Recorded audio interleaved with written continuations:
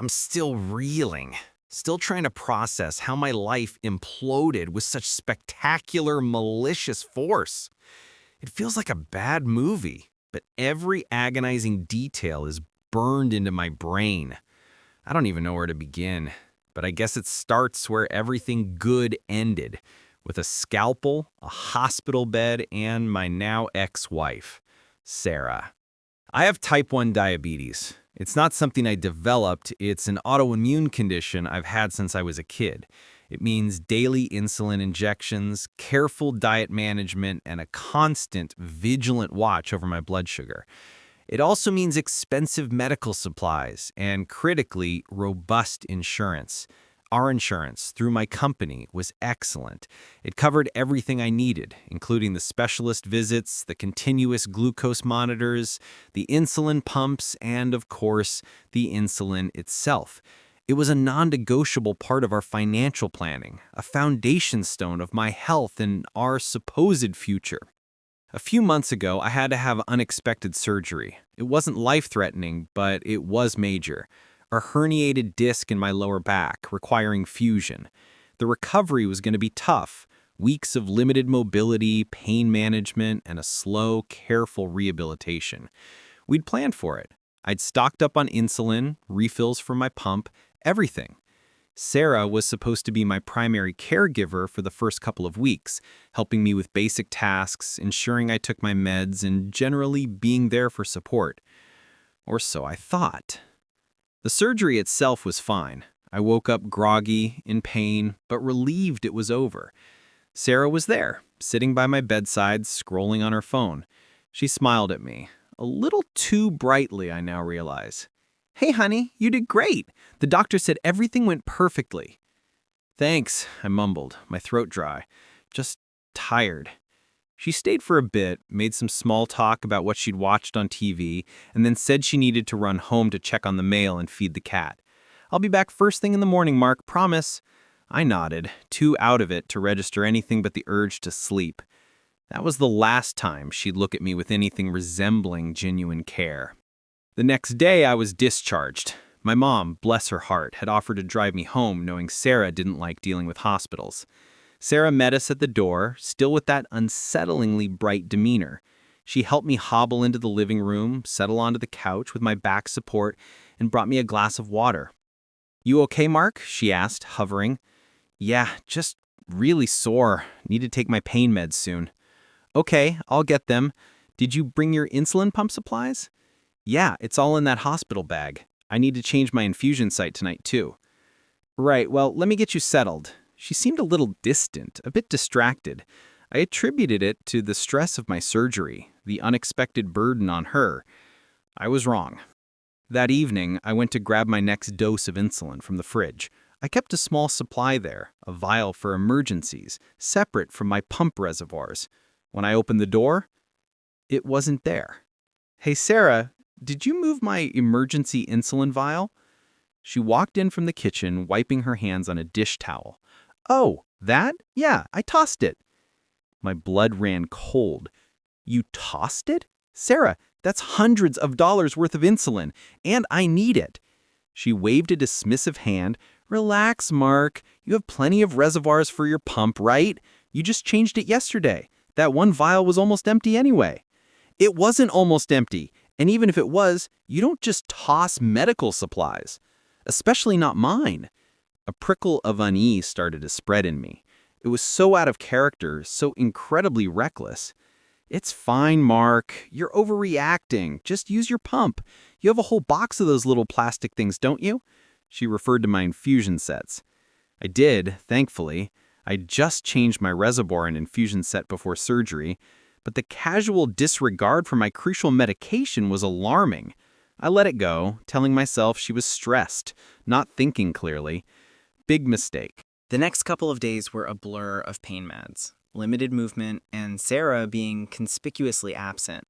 She'd say she was running errands, going to the gym, meeting friends for coffee. I was mostly confined to the couch, slowly recovering, trying to manage my pain and keep an eye on my blood sugar. I had a small stock of insulin pump reservoirs, enough for about a week, I figured, and then I'd need to order more. The pharmacy usually refilled prescriptions automatically. About 3 days post-discharge, I noticed my insulin pump was running low. Not critical, but I'd need to change the reservoir within 24 hours. I went to the drawer where I kept my box of new reservoirs. It was empty. Completely. My heart started to pound. This wasn't right. I always kept at least 2 boxes, a month's supply. "Sarah!" I yelled, my voice cracking from the effort. She came in, looking annoyed. "What is it now, Mark? I'm on an important call." "My insulin reservoirs, they're gone, the whole box. Did you move them?" For crying out loud, Mark, you're being so dramatic. I probably put them somewhere. I'll look later. "No, Sarah, I need them now. My pump is running low. I can't go without insulin." Panic was starting to set in. My body, still recovering from surgery, felt extra vulnerable. "Just use the backup file from the fridge then. Stop making a mountain out of a molehill," she said, turning back to her phone. "Sarah, you tossed the backup file. Remember? You said it was almost empty." Her eyes widened slightly, a flicker of something I couldn't quite place. Guilt, shame, crossing her face before it was replaced by a hard, cold expression. "Look, Mark, I don't know what to tell you. Maybe you used them all up. Maybe you miscounted." "I never miscount my insulin, Sarah. This is literally life or death for me."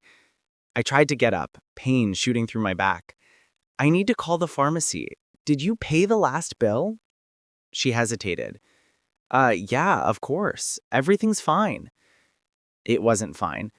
I managed to get my phone, my hands shaking. I called the pharmacy. After a few minutes on hold, the technician came back. "Mr. Jensen, we're showing a cancellation of your insulin prescription, effective 2 days ago." "A cancellation? By whom? That's impossible. It's an ongoing prescription." "It looks like your insurance coverage for that specific medication was terminated. The note here says a representative from your plan called to discontinue coverage for your insulin and pump supplies." "My plan? But my insurance is through my work. Who would do that?" There was a pause. "The note here says the caller identified herself as your wife, Sarah Jensen." The phone slipped from my numb fingers. Sarah. She did it. She canceled my insulin coverage. I stared at her, still on the phone, oblivious, or perhaps pretending to be. My voice was a whisper, filled with a cold fury I didn't know I possessed. "You canceled my insurance. For my insulin. You called them and canceled it." She finally looked at me and her face hardened. The mask was off. "Yeah, I did. So what?" "So what, Sarah? I need insulin to live. This is a type 1 diabetes, not some minor ailment. Without it, I could die." She rolled her eyes.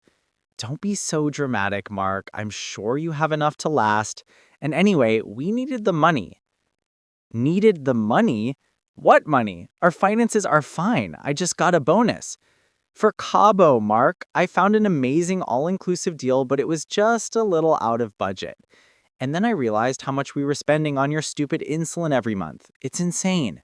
So I just adjusted things." My jaw dropped. "You mean you committed attempted murder so you could go on a vacation?" The words tasted like ash. "Don't be ridiculous. It's not attempted murder. You'll be fine. Just ration it. You always have too much anyway. And besides, I used your credit card for the trip. It's fine." "My credit card?" "Sarah, you don't have access to that card. It's my business expense card." She actually smirked. "Oh, please, Mark, I know your PIN. I've seen you use it. It's been so long since we had a proper vacation, and this surgery meant no fun for me. I deserve this." I couldn't breathe. Not because of my back, but because the air had been sucked out of my world. My wife, the woman I swore to love and cherish, had actively, maliciously endangered my life for a vacation and used my money to do it. "Get out," I said, my voice dangerously low. She laughed. "Don't be stupid. Where would I go? I live here." "No, get out. Get out of my house now, or I'm calling the police." Her face finally registered genuine shock. "You wouldn't dare." "Try me." She grabbed a small carry-on bag she'd clearly pre-packed and stormed out, slamming the door behind her. I heard her car screeching away a moment later. I was alone, in agony from surgery, and facing a potentially life-threatening insulin shortage. My blood sugar was already starting to climb, a dull headache thrumming behind my eyes. I called my mom, tears streaming down my face as I recounted what Sarah had done. She was there in 20 minutes, her face pale with shock and fury. She drove me to the emergency room. My blood sugar was sky high. I was slipping into diabetic ketoacidosis, or DKA. They admitted me immediately. The doctors were grim. "Mr. Jensen, you're lucky you got here when you did. This could have been incredibly serious given your recent surgery. How long have you been without adequate insulin?" I recounted the story, trying to keep my voice steady.